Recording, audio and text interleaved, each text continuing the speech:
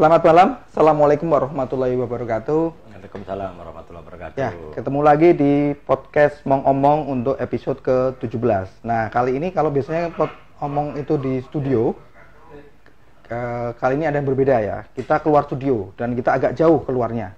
Kita berada di Kebumen, Jawa Tengah. Kalau biasanya kita di studio di di studio Nuhantra ya, di Sibak, Panganjuru Tengah Purworejo. Hari ini di Kebumen, lebih tepatnya di kantor DPC PDIP. Dan tentu saja saya malam ini ditemani oleh Pak Saiful Hadi, Ketua DPC PDIP, jadi yang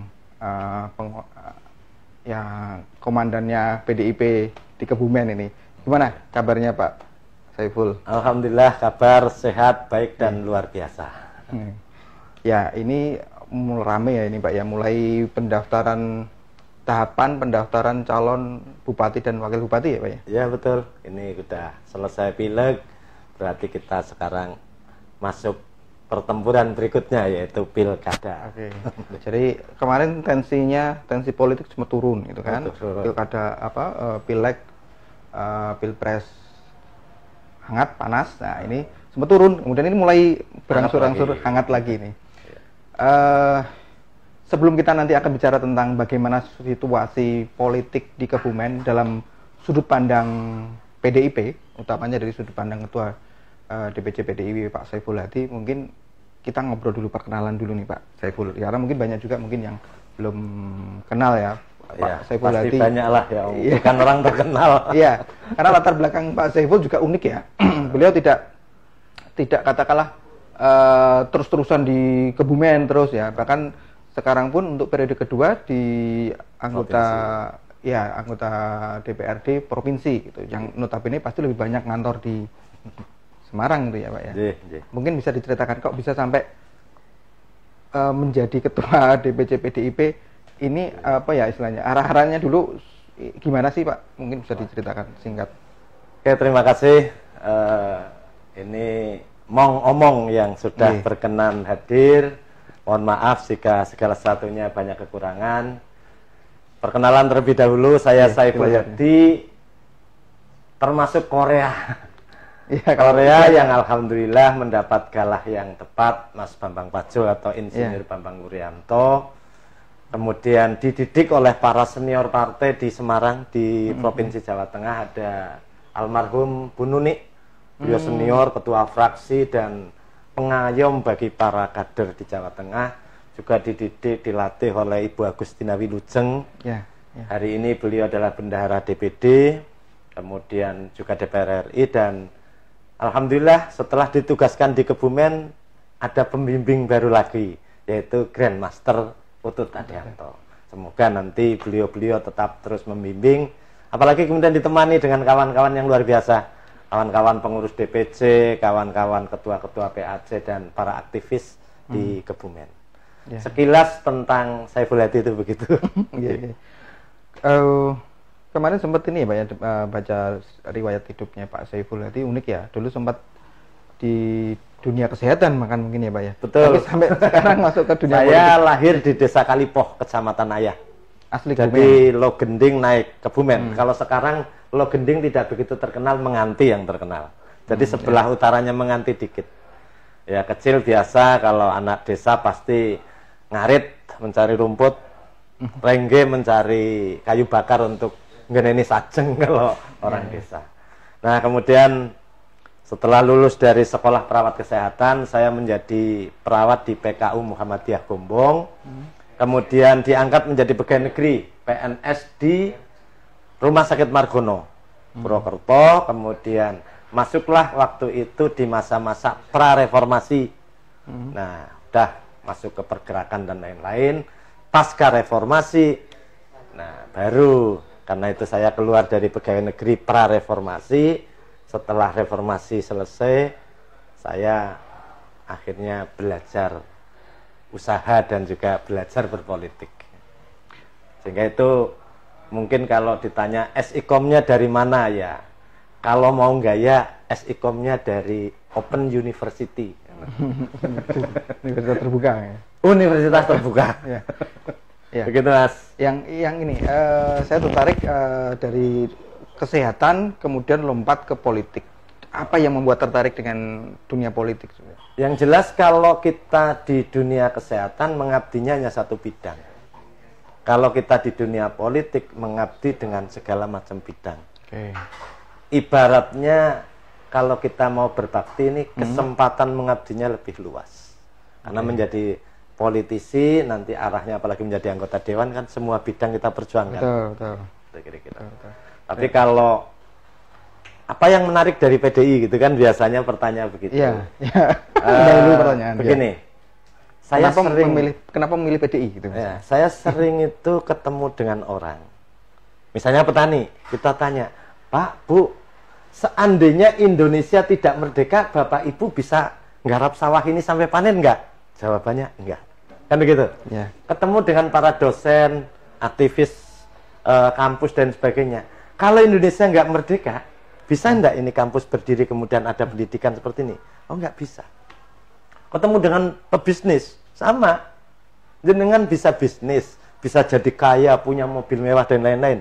Kalau Indonesia enggak merdeka, bisa enggak? Enggak bisa. Kemudian pertanyaan yang sering diajukan oleh Mas Bambang Pacul adalah, bagaimana cara berterima kasih pada sang proklamator Bung Karno? Ya. Okay. Jawabannya adalah dengan melanjutkan perjuangannya. Nah, perjuangan Bung Karno luar biasa. Dan Bung Karno ini, saya sepakat Bung Karno adalah milik semua bangsa.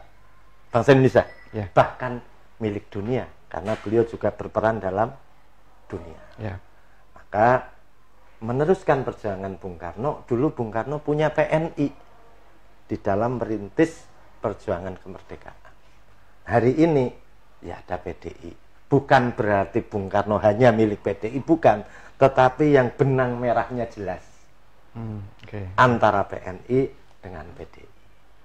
Jadi ini coro idealismenya. Ya, begitu. Ya, siap. Betul ya? Iya. Emang bisa jadi wartawan kalau Indonesia nggak merdeka? Belum tentu ya.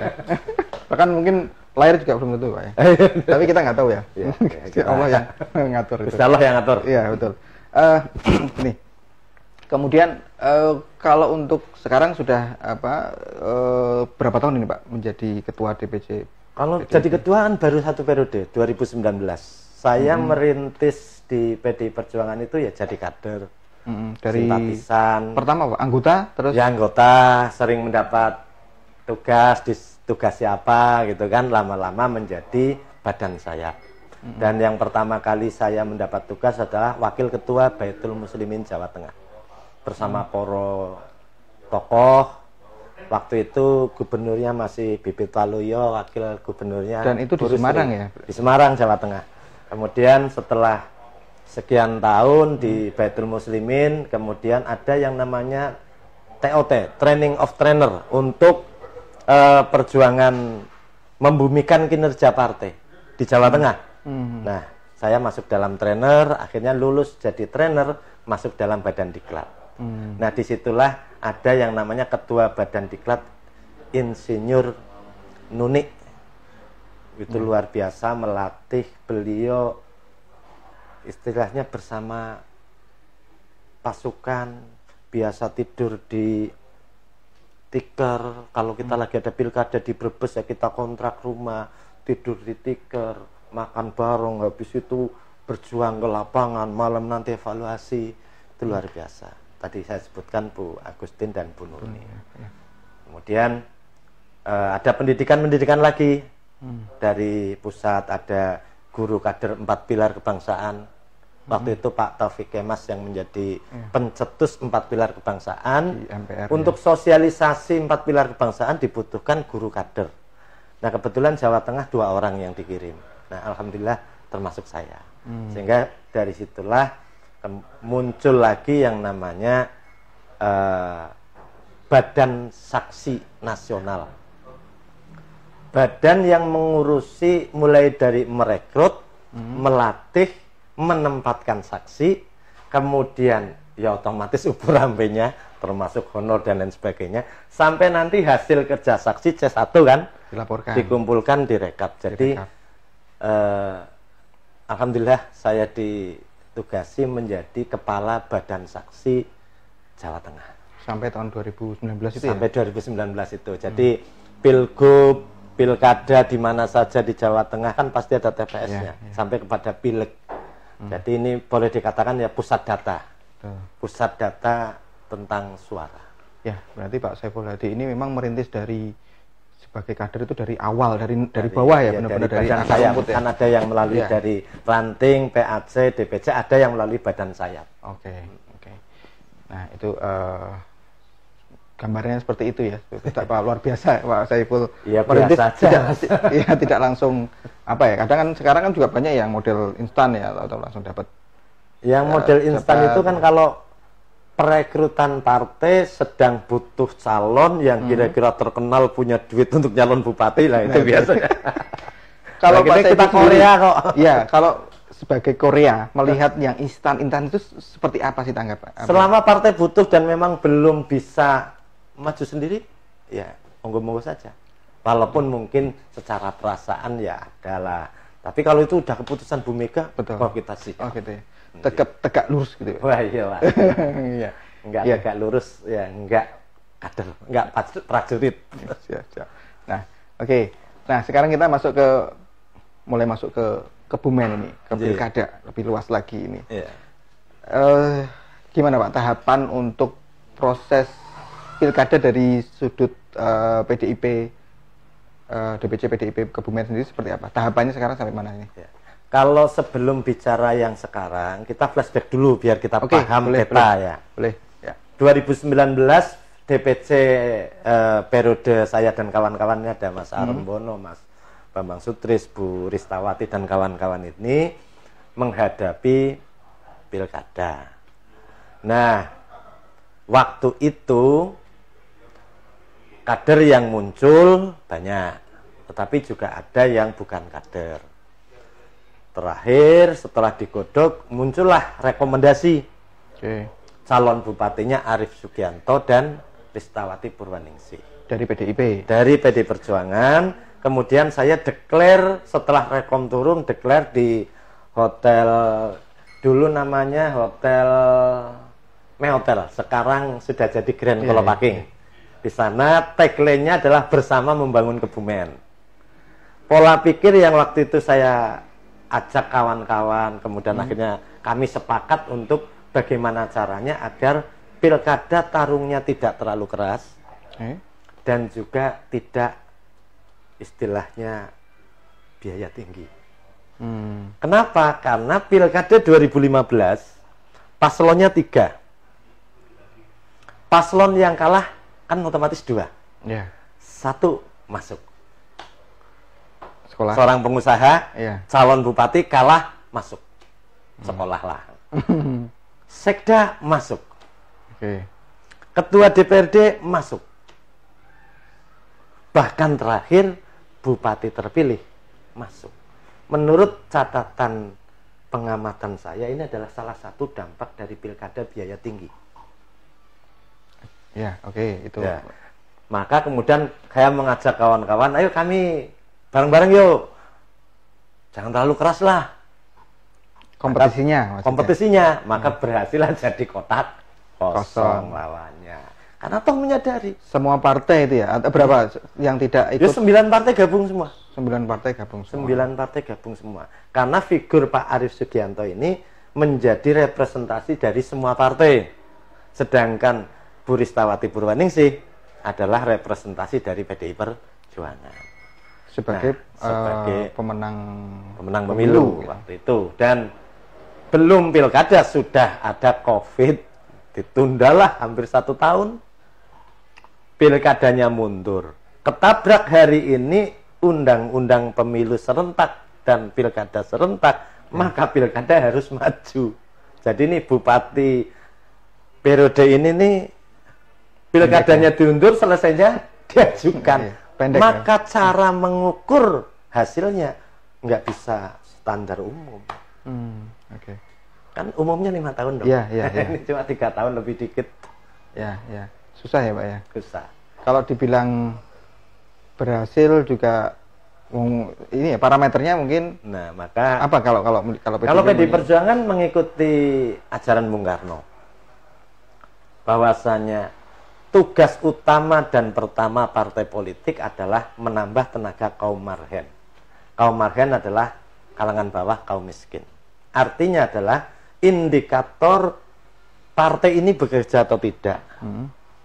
Bupati dan wakil bupati sukses atau tidak, angka kemiskinan turun apa tidak. Itu nomor satu. Angka pengangguran turun apa tidak. Kesejahteraan masyarakat naik atau tidak. Saat ini hasilnya, alhamdulillah kalau hari ini angka kemiskinan sudah turun. Tetapi masih belum bisa lepas dari 10 besar termiskin di Jawa Tengah. Bahkan tahun pertama kemarin masih terendah. Tapi penurunannya udah lumayan. Tapi tadi waktunya yang sangat mepet. Ya. Kemudian yang kedua, masalah utama di Kebumen itu kan infrastruktur. Ya. Karena wilayahnya luas, sisi selatan itu pantai, tengah sawah, utara pegunungan. Ya. Jalan banyak yang rusak. Dan kalau ditanya di masyarakat bawah hari ini, banyak yang menjawab, alhamdulillah jalannya sudah banyak yang dibangun. Itu kalau lihat Karanggayam, antara Kebumen Banjarnegara sudah bagus. Lihat penghubung dari Cilacap masuk ke Ayah, ke Karangbolong, yang dulunya adalah jalan selatan-selatan yang dicetuskan zaman Bu Mega, belum berhasil mentok kan. Dari Jogja sampai Karangbolong, dari Cilacap sampai Ayah. Masih ada sisa. Tinggal pegunungan itu melewati desa saya itu. Itu sampai sekarang belum. Tetapi kemudian ada alternatif kemarin. Pak Bupati dengan anggaran dari pusat dan didampingi anggaran Kebumen. Kemudian jalur yang sangat mendesak dibutuhkan, jalur Kemenganti sampai Karangbolong sudah dibangun. Jalan Guyangan. Ini saya bukan lagi promosi Pak Bupati, bukan ya. Ini saya menyampaikan fakta. Bahasanya ada perkembangan. Iya. Walaupun tentunya masih ada PR-PR penting yang harus diselesaikan. Oke, dari sisi kemiskinan ada penurunan. Infrastruktur ada perkembangan, gitu, ada kemajuan. Sisi lain Pak, mungkin pendidikan atau pendidikan, ini ada kombinasi antara kami sebagai DPR Provinsi, kemudian kami PDI Perjuangan juga memperjuangkan aspirasi beasiswa, yang kemudian saya membuat kebijakan. Karena selama 3 tahun saya jadi Dewan Provinsi kemarin itu, alhamdulillah melalui Pak Utut, melalui Bu Agustina Wilujeng, dan di ACC oleh Mbak Puan, 1.200 selama 3 tahun. 1.200 beasiswa kuliah untuk warga Kebumen. Persoalannya adalah kalau itu diberikan kepada anak-anak yang kuliah di Jogja, kuliah di Semarang, dampak ekonominya nggak begitu terasa. Nah ini maka kebijakan. Melalui PDI Perjuangan, kami hanya memberikan beasiswa kepada anak-anak yang mau kuliah di Kebumen. Ada UMNU, Putra Bangsa, Piksi Ganesha, Amik PGRI. Ada 4 kampus, sehingga lumayan nih, kan kosnya laku. Ya, perputaran uangnya di Kebumen. Gitu ya. Oke, di satu sisi memang itu ya dari sisi perekonomian, walaupun mungkin dari sisi pendidikan wawasannya mungkin beda Pak kalau misalkan di luar kota. Yang ada beasiswa, juga ada bantuan untuk santri. Jadi ini, tetapi kita nanti evaluasi detailnya ya Ketua Dewan lah yang ditanya.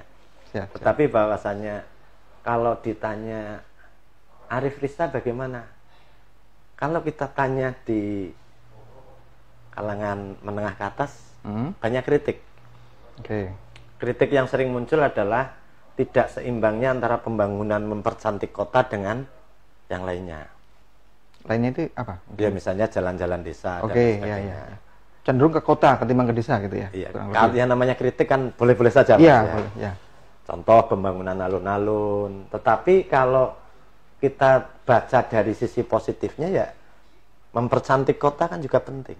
Ya, wajah kota. Maka waktu itu kan selain bersama membangun Kebumen sejahtera, itu kan bagaimana agar maju desanya, cantik kotanya. Itu kan ide-ide kita ini, ide kawan-kawan nih.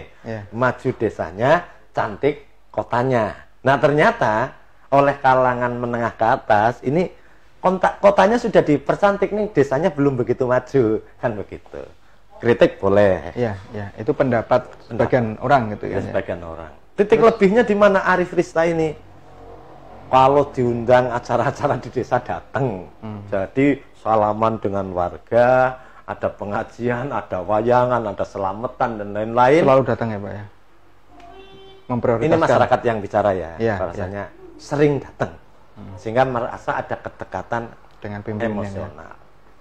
Terus kalau ditanya lagi, apalagi yang sering menjadi catatan atau kritikan, ya kita ya dengar-dengar aja ya Mas ya, gak apa-apa kita sampaikan aja. Katanya mau ngomong ini harus jujur loh. Iya. Nah, ngomong harus jujur. Pak Bupati ini terlalu tegas sehingga kalau ada anak buahnya yang tidak mencapai target, dipindah. Sehingga otomatis sering mutasi. Nah, sering mutasi ini ya pro kontra bagi pihak-pihak tertentu ya nggak suka, bagi pihak lain ya suka juga. Ini relatif, Mas. Ini nah, itu tadi disinggung sisi positif ya. Kalau yang sisi negatif, itu tadi negatifnya itu sering. Cuman itu, maksudnya nggak ada yang lain? Atau ada dua atau tadi saya sampaikan. Sisi negatif yang sering diucapin oleh kawan-kawan atau warga adalah satu. Tadi adalah kotanya sudah cantik, tapi desanya belum begitu maju. Yang kedua adalah sering karena tegas ataupun apa istilah mereka sehingga mutasi terlalu sering gitu ya? Mutasi terlalu sering sehingga membuat gejolak. Oke, tadi sudah sektor pendidikan. Kalau pertanian, Pak? Pertanian, kalau anggaran dari kabupaten, saya pun masih melihat masih kurang. Tetapi memang seorang pemimpin memang harus ngambil keputusan loh. Iya, iya. Dan punya keputusan bisa dipandang baik dan tidak itu juga relatif. Anggaran Kabupaten Kebumen perlu kita bedah. Di mana untuk alokasi pertanian sudah cukup bagus atau belum? Sudah cukup maksimal atau belum? Saya melihat masih banyak di infrastruktur. Tapi juga boleh-boleh saja, nah memang masih ketiga. Itu tadi intinya kurang duit Kebumen itu. Iya, betul ya. Karena itu tadi kan prioritasnya di mempercantik tadi ya. Mempercantik kota. Cantik kotanya, maju desanya. Pengennya begitu. Cuman mungkin karena keterbatasan anggaran belum sampai ke desa gitu, mungkin ya. Baru masih kota. Nah, kita menyapa ke teman-teman yang menonton di live ya, barangkali karena acara malam ini kita live juga di IG maupun TikTok. Kalau biasanya kita di Purworejo 24, ini di Kebumen 24. Dan untuk tayang ulangnya full itu nanti akan tayang di YouTube di Hantoro Nuhantra. Monggo silakan nanti kalau misalkan ada yang kelewat atau baru gabung bisa nonton secara penuh nanti di YouTube Hantoro Nuhantra. Dan acara ini juga terselenggara support dari teman-teman medsos, terutama Pak Guyuban admin Purworejo. Itu ada beberapa akun-akun besar di Purworejo yang ikut mendukung podcast malam ini. Nah, kembali Pak Saiful. Ini tadi flashback. Nah, sekarang kan belum melanjutkan nih. Kalau situasi terakhir ini tadi menyinggung berapa ya, sekitar 4 tahun ya Pak ya, atau 3 tahun nggak ada, 3 tahun malah belum ada 3 tahun. Nah, ini sekarang mungkin gambarnya seperti itu pilkada yang kemarin. Nah, sekarang kalau untuk saat ini gimana nih Pak Saiful? Kalau berbicara pilkada 2024 berarti kita harus membaca dulu hasil pileg kan gitu. Jadi PDI Perjuangan Kebumen memang sedang prihatin. Dulu kursinya 12, sekarang jadi 11. Oh, berkurang 1 ya Pak ya? Tapi masih bisa mengajukan? Masih bisa maju sendiri. Tentu ini menjadi evaluasi kami dan sebagai Ketua DPC ya siap mendapat teguran ataupun sanksi dan juga siap apapun. Karena itu konsekuensi dari sebuah perjuangan. Kemudian dari PKB yang tadinya 9 naik jadi 11 juga. Diambil PKB Pak ya? Kurang lebih seperti itu. Kurang lebih seperti itu. Tadi diambil PKB 1. Tapi juga ada partai yang tadinya 6 jadi 3, itu Golkar. Larinya ke Nasdem. Nasdem yang naik. Yang naik itu PKB, boleh dikatakan hanya PKB dan Nasdem.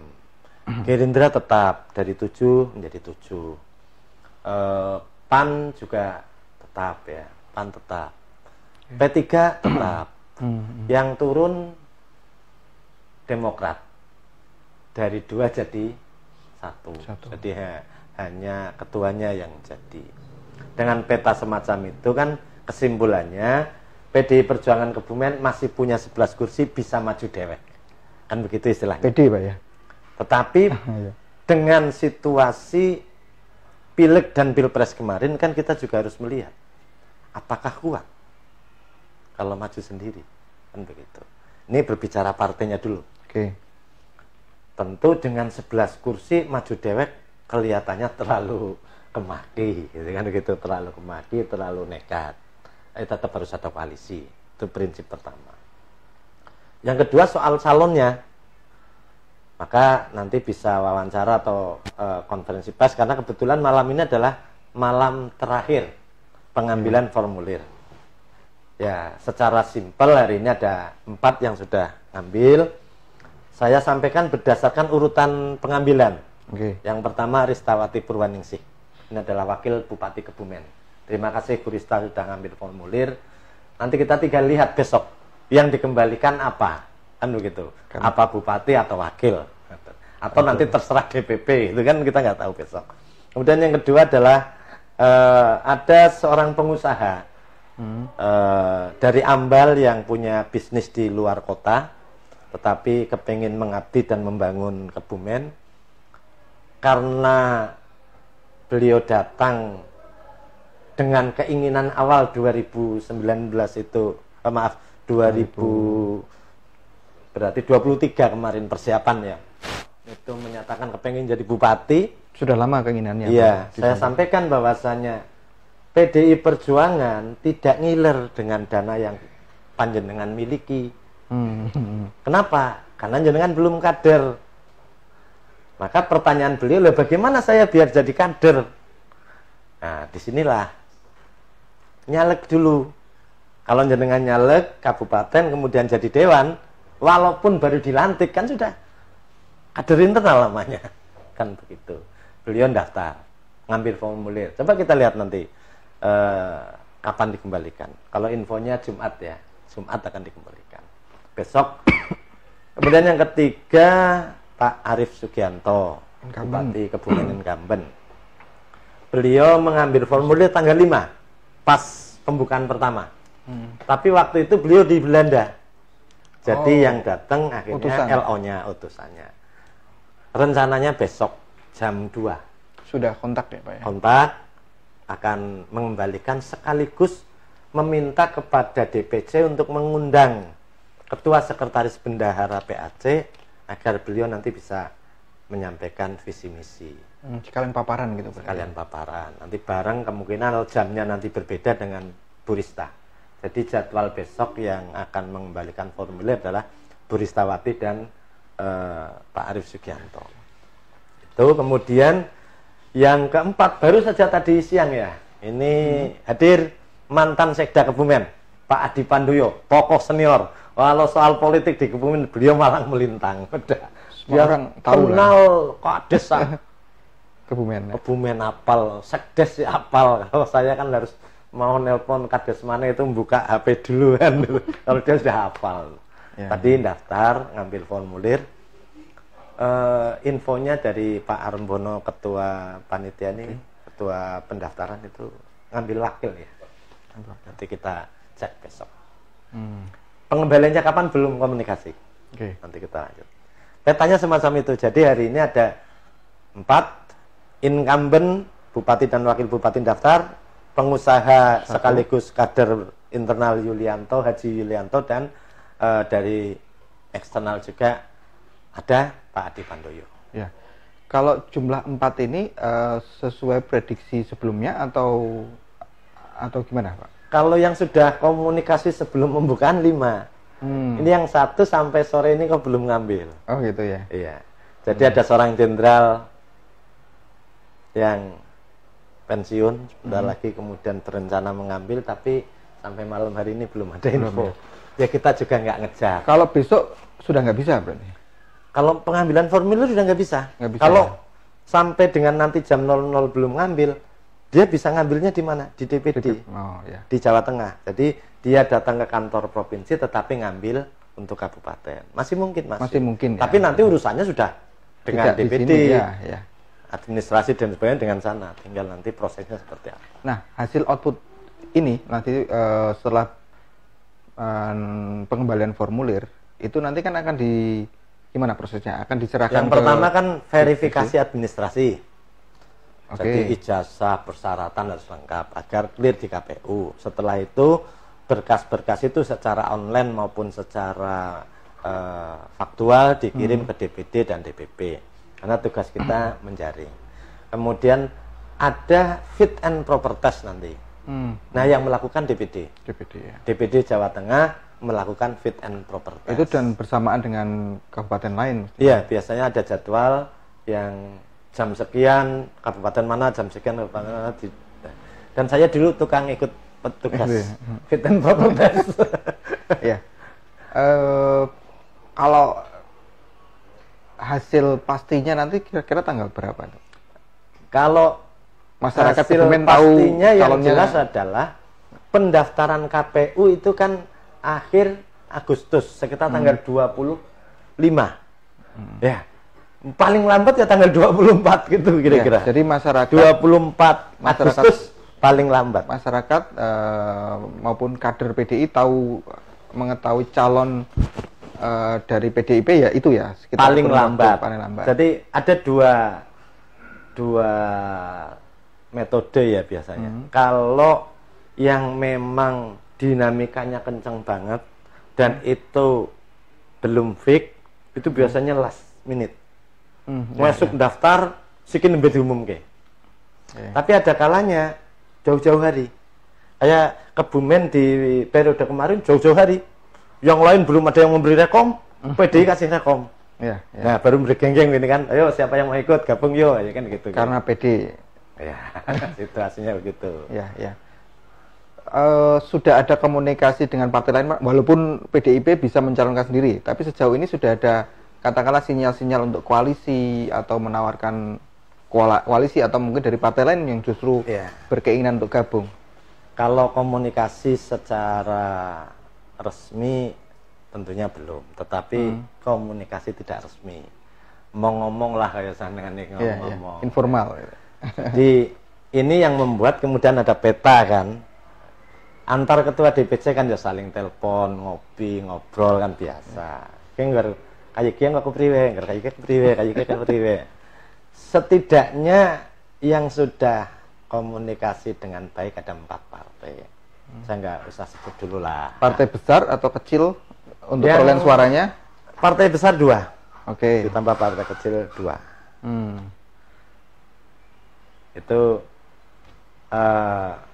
Itu berupa apa? Misalkan mereka menawarkan kadernya untuk digandengkan atau bagaimana? Ya ini kan ada beberapa skema ya. Ini skema dan kemungkinan itu kan harus kita rembuk dengan partai-partai lain. Betul. Kemungkinan pertama, misalnya DPP PDI Perjuangan memberikan rekom bupati kepada Pak Arief dan wakilnya Bu Rista lagi. Misal nih. Maka berarti skemanya kemungkinan terjadi 2 paslon. PDI bersama ini dan ini kira-kira. Sana ada apa? Nah. Yang kedua, jika PDI memberikan rekom kepada calon bupatinya adalah Bu Rista. Ini misal lagi sebagai kader partai. Sebagai kader partai internal atau kepada Pak Yuli. Kan pasti skemanya jadi beda. Berarti wakil bupatinya harus kita cari dari partai lain kan? Kan nggak mungkin kita sendiri dengan 11 kursi, bupatinya PDI, wakilnya PDI kan berat. Berarti wakilnya dari partai lain. Berarti pasti ada skema yang harus disiapkan. Nah, prediksi ini prediksi. Kalau kejadian seperti itu bisa 3 paslon. Tetapi ini nanti koalisinya kecil-kecil. Kalau 3 paslon. Kalau 3 paslon nanti Pak Bupati sendiri, Rista sendiri, ada jago sendiri lagi. Berarti kalau yang opsi kedua tadi ya, Pak Arief tidak mendapat rekom PDI, tapi PDI justru memunculkan kader sendiri, kader internal. Berarti nanti Pak Arief harus cari dari rekom dari partai lain berarti ya? Kan hari ini sudah ada berita, beliau juga sudah mendapat restu dan mengambil formulir di Gerindra, yang menyerahkan bahkan langsung Pak Ketua Jawa Tengah. Yang namanya politisi pasti berhitung dan menyiapkan berbagai kemungkinan. Nah, kalau dari PDIP sendiri, Pak Saiful, melihatnya apa ya, ada semacam apa ya, kok dia malah nyari apa istilahnya, Pak Arief kok malah mencari dukungan dari partai lain gitu. Ini kan bagian dari penyiapan koalisi. Tidak konsisten. Oh gitu ya. Tidak bagian dari bukan dianggap tidak konsisten. Ini bagian dari skema. Berarti kalau tadi saya ngomongkan bahasanya kita sudah ngomong dengan A, B, C, D, dan jenengan udah punya gambaran. B-nya sudah jelas kan? Beliau sudah ngambil formulir, kan begitu. Ya. Bagian dari skema perencanaan. Kita enggak kemudian ngomong, wah kok enggak. Tidak saklek gitu ya Pak? Tidak, karena toh nanti semua partai pasti akan memberikan rekomendasi. Satu pasang. Nggak mungkin rekomendasi hanya bupati saja, kan nggak bisa. Rekomendasi hanya wakil saja kan nggak bisa. Jadi kalau nanti misalnya Pak Arief bareng dengan Bu Rista lagi, ya berarti Bu Rista juga harus ke partai Gerindra, sowan, mendapat rekom bareng, kan begitu. Dan ini paketan. Keluarnya dari DPP partai apapun paketan. Ya. Gitu. Kalau Pak Saiful sendiri ataupun PDI Kebumen cenderungnya kemana?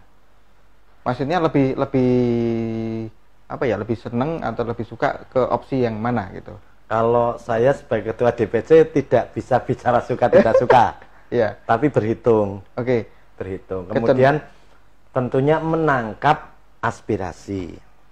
Kawan-kawan PAC ada yang kemarin pada saat rapat di sini, rakor Capsus, rapat koordinasi cabang khusus, mengusulkan agar kader sendiri, Bu Rista yang diusulkan. Pertanyaannya kan, Bu Ristanya siap enggak? Usul boleh, tapi Bu Ristanya siap apa enggak? Jawaban Bu Rista?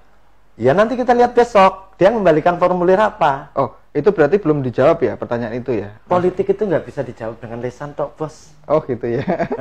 Iya. Politik bisa jadi ngomongnya A, situasinya berubah, prakteknya kan B. Last minute juga bisa berubah. Maka nanti keputusan politiknya Bu Rista seperti apa? Kalau kemudian Bu Rista declare, saya mengembalikan formulir hanya calon bupati, dan saya memohon kepada DPP untuk saya direkom menjadi bupati. Jika tidak direkom bupati, saya tidak siap untuk menjadi wakil. Misalnya begitu. Ya, clear. Tapi misalnya Bu Rista, saya sebagai kader siap menjadi calon bupati maupun siap menjadi wakil bupati. Asal itu tugas partai saya laksanakan. Nah, berarti kan dua formulir dikembalikan. Dua formulir tetap ada alternatif. Kan begitu. Kalau Pak Bupati incumbent, ya pasti hanya satu ngambil bupati. Dia sudah bupati. Kan begitu. Jadi kalau DPC sendiri melihatnya ya tunggu besok gitu ya. Iya, dan juga tentunya harus berhitung. Kalau lagi berhitung. Tadi yang saya maksudkan adalah misalkan cenderung lebih memilih mana antara 2 calon atau 3 calon gitu. Ini nun sewu, saya 3 pasang calon maksudnya. Pernah belajar dari Mas Pacul ya soal elektoral ya. Ya. Seorang incumbent kalau musuhnya 2 paslon, walaupun tingkat kepuasan masyarakat terhadap incumbent itu tidak terlalu tinggi, secara teori incumbent akan jadi lagi. Untuk 2 paslon atau menghadapi 2 paslon? 3 paslon karena menghadapi 2 ya, saingannya 2. Tetapi kalau head to head hanya 2 paslon, logikanya adalah seluruh yang tidak suka kepada incumbent akan lari ke lawannya. Tetapi kalau ada 3 paslon yang tidak suka terhadap incumbent akan terpecah kepada A dan B. itu secara teorinya. Ya, ya. Tapi itu teori dari Mas Pacul dan itu ya biasanya benar. Ya, ya. Oke, kalau ya memang ini ya, memang besok jam berapa sih menunggunya? Jam 2. Jam 2 ya? Jam 2. Jadi diawali dengan jam 1 kita brainwashing kawan-kawan KSB PAC dengan tujuan bahwasanya DPC menyiapkan skenario A, skenario B, skenario C. Okay. Tetapi apapun keputusan Bu Mega nanti kita tegak lurus. Itu yang akan kita lakukan dulu. Nah setelah itu kita mulai menerima pengembalian formulir. Nah, itu. Nah hari Jumatnya rencananya Pak Yulianto mau bawa kesenian barongsai atau apa, wes rame-rame lah. Sambil mengembalikan sambil mengembalikan formulir. Ya, ya. Oke, kita menyapa penonton live mungkin ya. Iya. Gimana ini Mas Dimas atau Mas Bayu? Sudah ada yang berinteraksi di live juga? Barangkali ada pertanyaan atau mungkin chat pesan di live IG atau TikTok? Belum? Mungkin ada komen atau apa yang mungkin bisa kita sampaikan di sini. Ada pertanyaan mungkin yang Pak Saiful perlu jawab. Belum ya? Oke. Atau mungkin barangkali yang di studio atau di kantor ini ya, kantor ini ruang ketua DPC. Ruang kerjanya Pak Saiful ini. Sama ada mau sampaikan atau Pak Arum? Belum? Ini ada 2 orang nih, Pak Arum panitianya, dia wakil ketua bidang komunikasi politik, dan Pak Bambang Sutrisno. Iya. Wakil Ketua Bidang Pemenangan Pemilu, anggota fraksi. Yang sampai malam ini nanti berjaga ya. Jaga. Datang ada nggak ada ya kita tunggu dulu lah. Iya, iya. Memberi kesempatan. Nah kalau kemarin kalau hasil dari Pileg, kemudian tadi kan Pak Saiful sempat menyatakan bahwa Kebumen ini berkurang perolehannya. Ya. Sudah ada teguran ataupun ada komunikasi dari DPP atau dari Bu Mega sendiri terkait dengan hasil dari Pileg maupun Pilpres kemarin?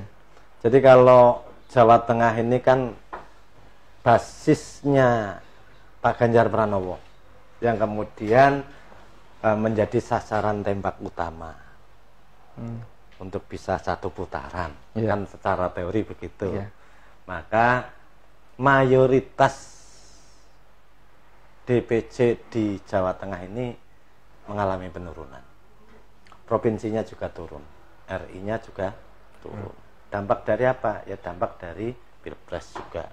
Yang kedua, kalau di Kebumen ini kita mengalami kecelakaan politik di Dapil 6. Dapil 6 itu Kudowinangun, Poncowarno, Sadang, Alian, Karangsampung. Kecelakaan politiknya bagaimana?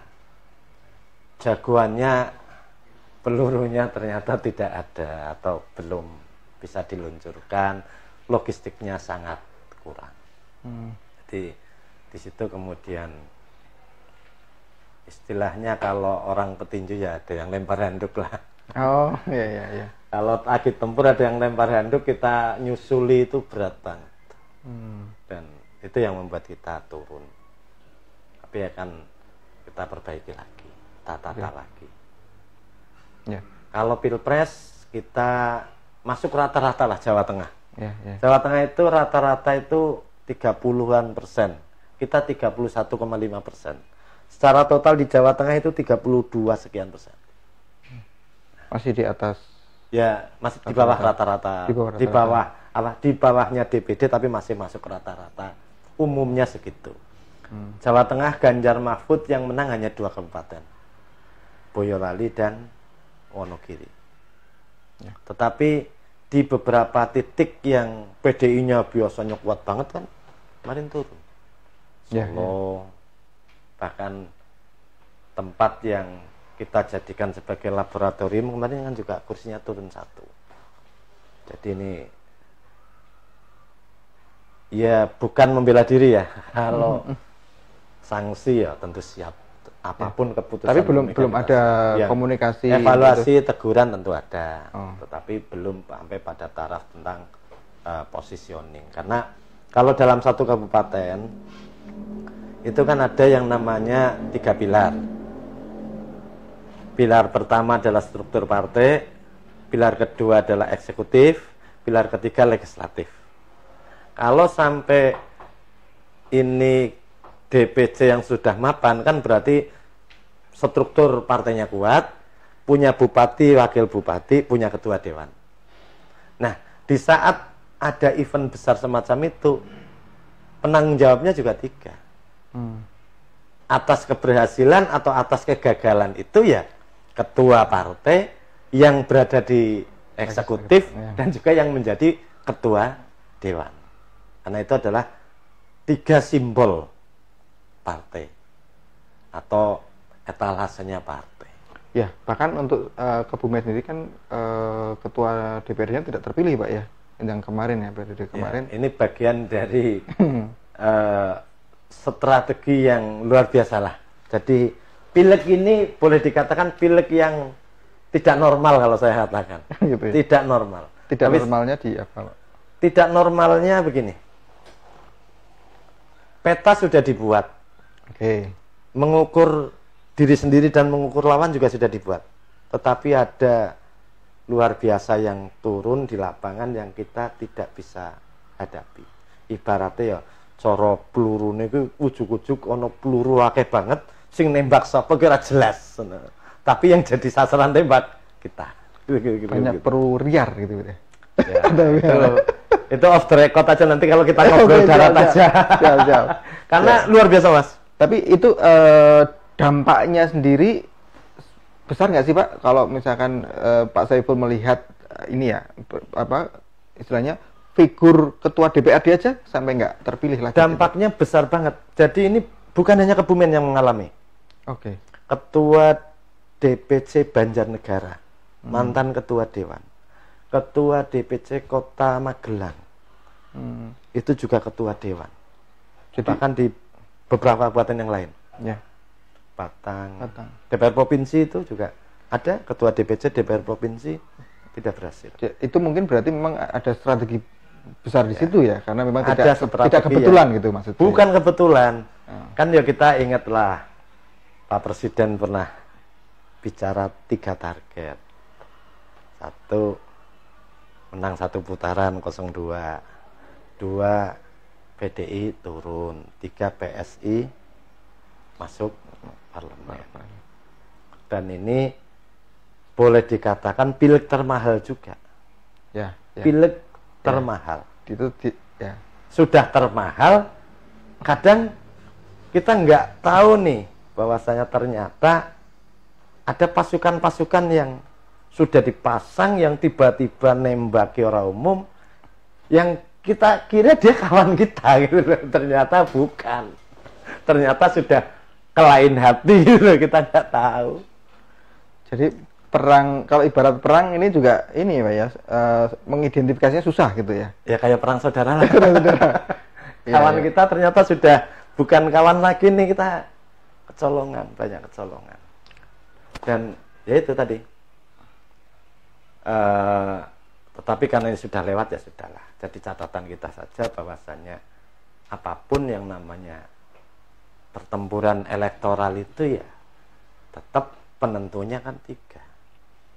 Ya, calon ataupun komandannya tempur itu, kemudian pasukannya, 3 pelurunya, kan begitu. Ya. Nah, kalau kita kalah, ya apakah komandan dan strateginya yang salah? Tidak tepat? Tidak tepat ya. Kalau salah benar sih enggak. Tidak tepat. Ya, tidak sesuai dengan hasil akhir situasi waktu itu. Ya. Yang kedua, apakah pasukan tempurnya yang kurang lengkap, kurang banyak, kurang militan, dan amunisi pelurunya cukup atau tidak? Atau kita cuma pakai bambu runcing, ternyata musuhnya lawan kita pakai granat, pakai pistol. Ya. Begitu kita sudah naik pakai pistol, di sana pakai M16 gitu kan. Ya. Tidak seimbang. Tidak seimbang. Ya. Berkutat di 3 hal itu kalau kita, walaupun detailnya nanti ada penjabarannya, tapi berkutat pada itu. Sama pilkada juga begitu. Ya. Apa istilahnya, perang atau kompetisi kemarin menjadi catatan ya, dan banyak istilahnya memang ada semacam anomali ya. Nah, catatan-catatan itu sudah disiapkan strategi dalam menghadapi pilkada ini nggak? Maksudnya kan gimana? Ya pasti kita evaluasi banyak hal. Kita hampir sering kita rapat diskusi. Jadi kalau rumus 3 itu tadi, berarti kita besok harus punya calon yang betul-betul kuat, baik secara figur. Yang kedua, pasukan yang kita tata dari PDI Perjuangan ini kan kurang, nyatanya kemarin Pilpres kalah. Walaupun secara suara Pilpres kan kita di angka 240 ribuan. Padahal suara PDI 161 ribu. PDI Kabupaten. Berarti ya di atas suara legislatif. Ya. Nah, pasukannya ini calonnya juga harus punya pasukan tersendiri, nggak cukup hanya dari partai kan. Kalau mengandalkan dari partai, ya bisa kita ukur berapa koalisinya.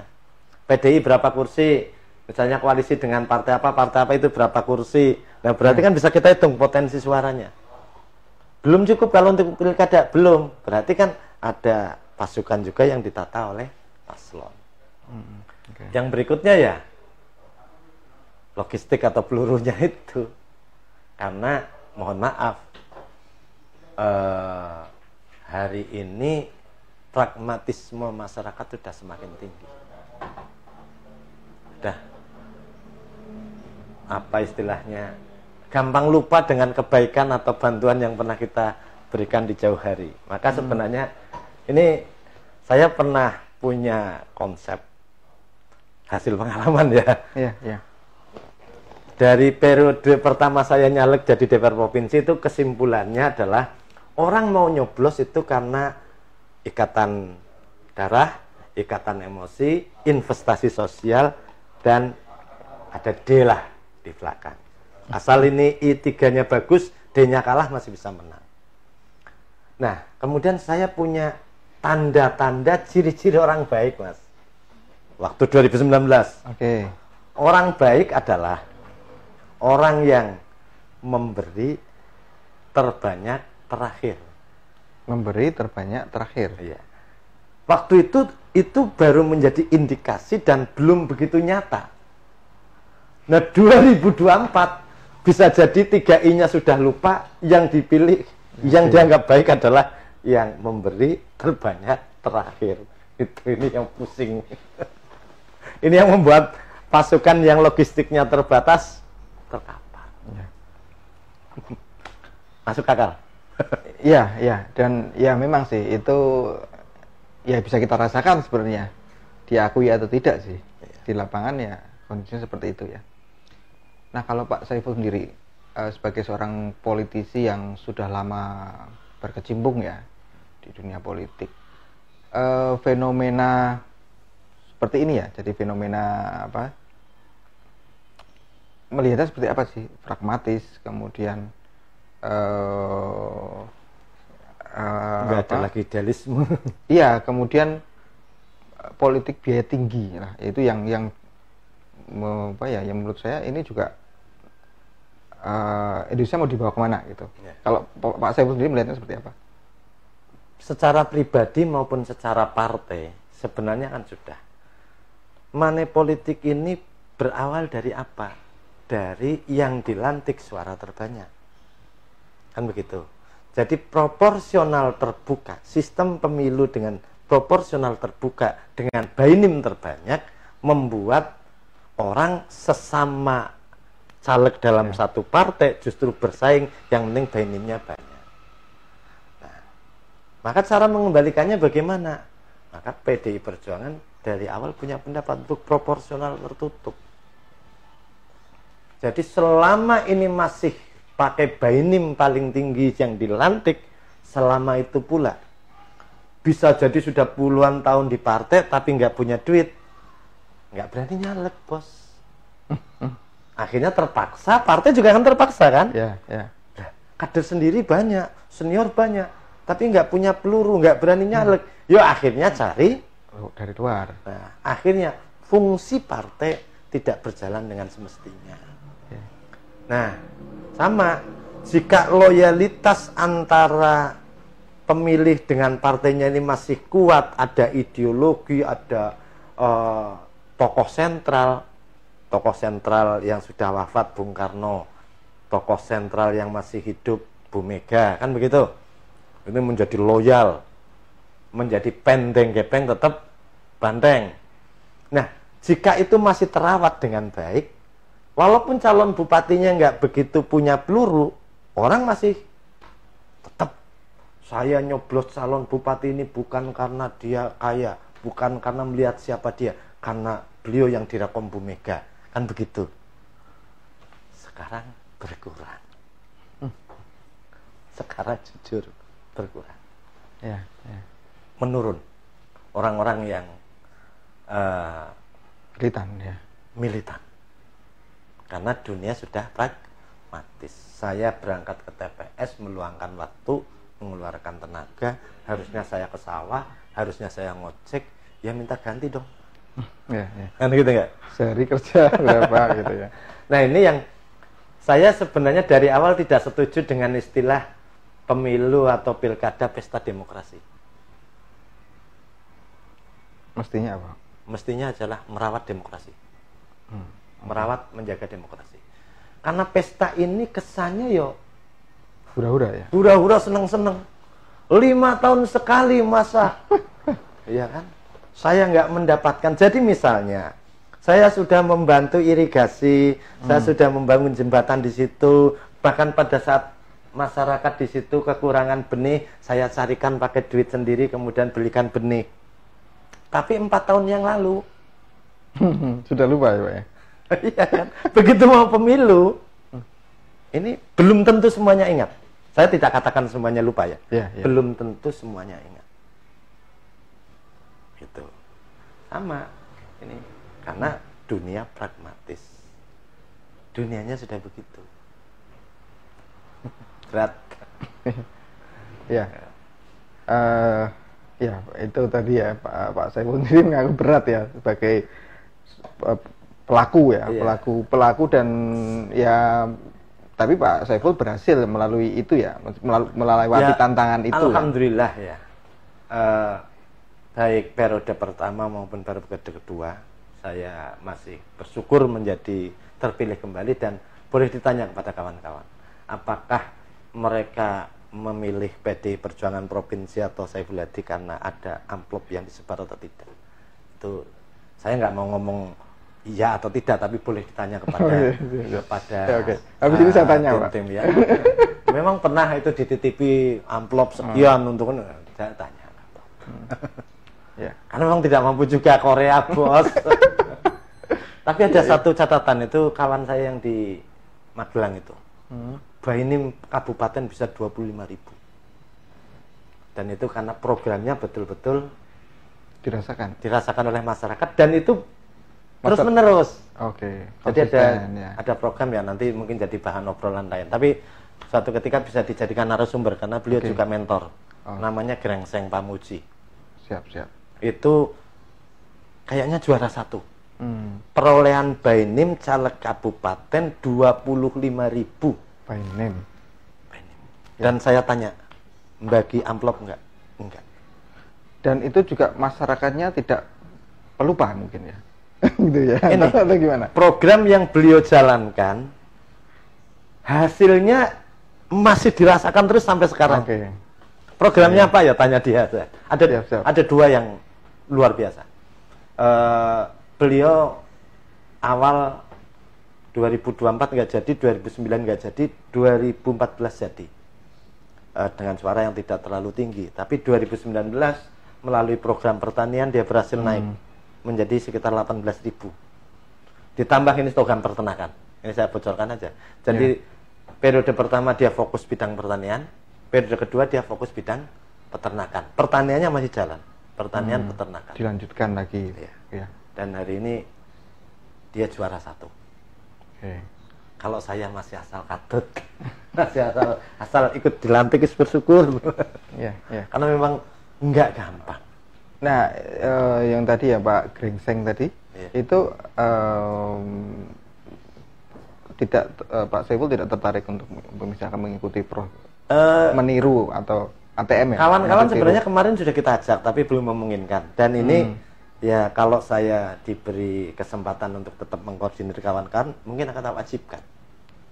Ada sebagian dari aspirasi yang diinstruksikan bentuknya seperti ini, caranya seperti ini, cara mengawalnya seperti ini. Karena itu selain berdampak pada ikatan emosi antara anggota dewan dengan masyarakat, dampak ekonominya bagus. Dampak ekonominya bagus. Untuk Kebumen akan diwajibkan. Insya Allah. Nanti ini udah rasan-rasan dengan kawan-kawan. Karena bidang pertaniannya waktu itu, kalau yang Gerengseng itu menggunakan dari Komisi 4, dan sekarang programnya kayaknya sulit, mungkin saya masuk ke bidang peternakan. Itu padahal ini ya DPRD kabupaten ya, apalagi ada disupport juga oleh anggota dewan provinsinya yang ada di dapil sana. Magelang punya 2 waktu itu, yaitu Mas Eko dan Mbak Endri.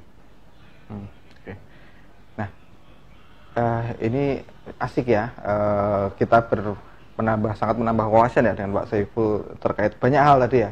Ada soal politik, soal ya situasi pilkada di Kebumen, maupun juga tadi ada sampai ke amunisi, kemudian update situasi terkini ya. Ini sekarang sudah berapa menit? Agak vulgar apa enggak itu ya? Enggak sih. Karena fakta ya? Iya, menurut saya begitu ya. Sebenarnya itu kita mungkin merasakan ya. Cuman mungkin tidak banyak orang yang berani mengungkapkan. Itu. Sebenarnya itu aja sih. Sudah berapa menit? Sudah 1 jam. Oke, ya sayang sekali. Kayaknya memang sayang sekali waktunya, karena memang kalau podcast memang harus dibatasi 1 jam. Terima kasih. Kalau kelamaan nanti ini juga yang dengan mungkin waktu kita bisa sambung lagi. Sebenarnya asik ya. Mungkin kita bisa update besok waktu mendekati sudah dapat calon, misalkan nanti kita bisa update lagi ya terkait dengan situasi pilkada Kebumen dari sudut pandang PDI Perjuangan. Oke, terima kasih teman-teman yang sudah bergabung di live, dan juga terima kasih supportnya teman-teman medsos Paguyuban Admin Medsos Projo maupun Kebumen. Sayangnya waktu kita terbatas, kemudian support juga dari Family Store maupun Kolong Langit ya. Nah, sayang sekali waktu kita cukupkan sampai sini. Terima kasih. Jangan lupa untuk nonton siaran tundanya ya di YouTube channelnya Hantoro Nuhantra. Terima kasih Pak Saiful. Terima kasih sama-sama. Matur nuwun Mas. Kompas TV. Ngomong-ngomong. Jangan bosan kesini, kita silaturahmi lagi. Dan semua kader PDI Kabupaten Kebumen moga-moga solid dan kompak untuk menerima apapun keputusan DPP. Ya gitu ya. Dan ini masih proses, masih jalan terus ya. Ya, sampai jumpa untuk podcast Pengomong episode selanjutnya. Selamat malam. Assalamualaikum warahmatullahi wabarakatuh. Waalaikumsalam warahmatullahi wabarakatuh.